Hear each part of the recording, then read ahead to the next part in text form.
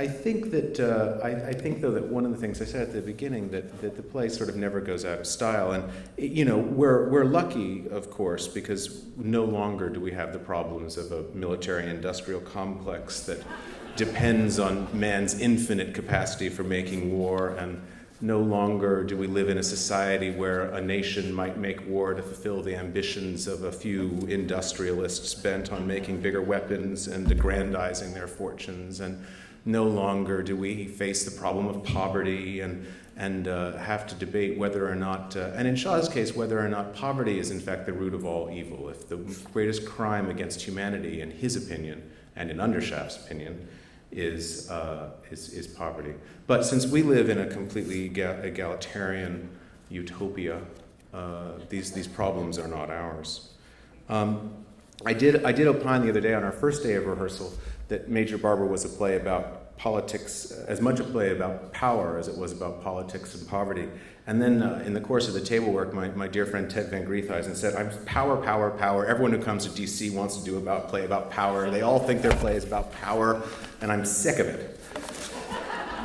So Ted is not doing a play about power.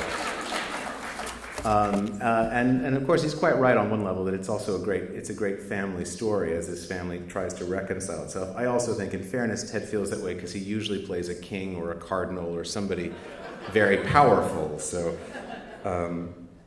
one of the most important points of entry for me to the play is actually something Undershaft says in the third act when he's trying to help his older son, who is a representative of the most conventional, established church, upper-class thinking that you could find, come up with a career for himself to replace the fact that he's really not going to give him the canon works. And his son steadfastly rejects every option as something he has no real skill at, but does think perhaps he should go ultimately feels that the government of his country is right no matter what. And this is something Undershaft says to him. He says, "The government of your country, I am the government of your country. You will make war when it suits us and keep the peace when it doesn't. When I want anything to keep my dividends up, you will discover it is a national need. And in return, you will have the support and applause of my newspapers and the delight of imagining that you are a great statesman. Be off with you, my boy, and play with your caucuses.